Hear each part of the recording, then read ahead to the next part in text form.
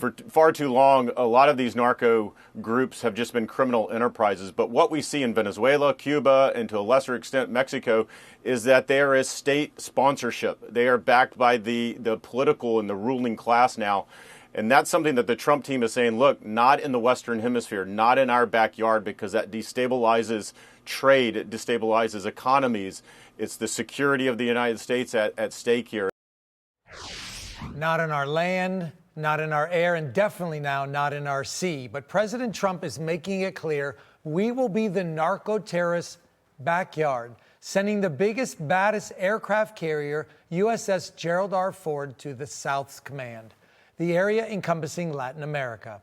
Joining us now, retired Vice Admiral Kevin Donegan. He has served our great nation as CENTCOM Director of Operation and is the former commander of the Navy's Fifth Fleet. Vice Admiral, it is great to see you. Just surface reaction to the Gerald Ford moving into place. Yeah, sure, Donegan. Whenever we move an aircraft carrier, it's designed to achieve something. In this case, often it's to deter or prevent. And I think in this case, it's more to influence and pressure. And because what it does is it comes and it adds to forces that are already there. So in comes an aircraft carrier with 75 plus aircraft on it that include things like F-35s and F-18s and early warning airplanes. But it joins destroyers that are already there. It joins submarines that are there. It joins an array of forces that are deployed to Puerto Rico, which are more F-35s and V-222 Ospreys and MQ-9 Reaper drones. You get the idea. There's a lot more to it. And so the question is, why is it being done? And I mentioned to pressure, but it's done in concert with another thing that's come out today, and that is the named operation that the Secretary of Defense talked about today called Southern Sphere. So if you add these enormous amount of power that's deployed to the region with a named operation and a joint force commander, what you have is a demonstration that I believe the administration is trying to make, that they have the political will to use it. Admiral, first, thank you for your service in protecting all of us with the rest of your team. As you look at the message that we're sending around the globe, we obviously made a clear statement when we started protecting the border. You're seeing a lot more, and the Venezuelan government is starting to get fired up about it. How should we be thinking about their reaction and what our position should be to make it clear? Well, they're looking out the window, right? And the window includes the media and such. And we've been very overt in this deployment. It wasn't put there, in the dark of night. It's been very direct. The forces that we've been posturing, and we're there to send a message. What you've heard happen this week is that the president got briefed on potential options for the use of these forces and the way forward for this Operation Southern Sphere. The president would have been briefed on what we call courses of actions for the operation, different phases and different approaches to how to get at the mission.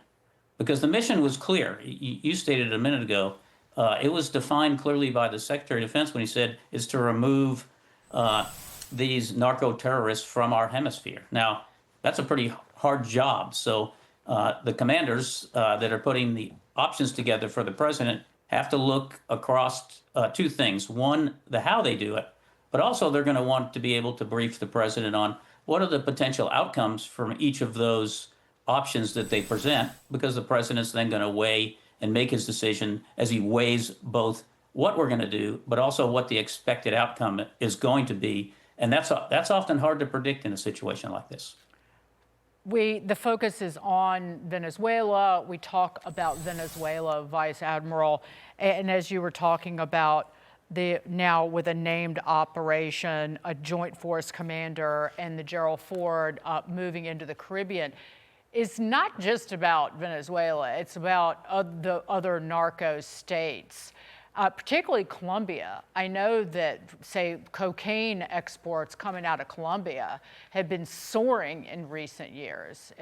I'm not walking a plank by saying that, am I?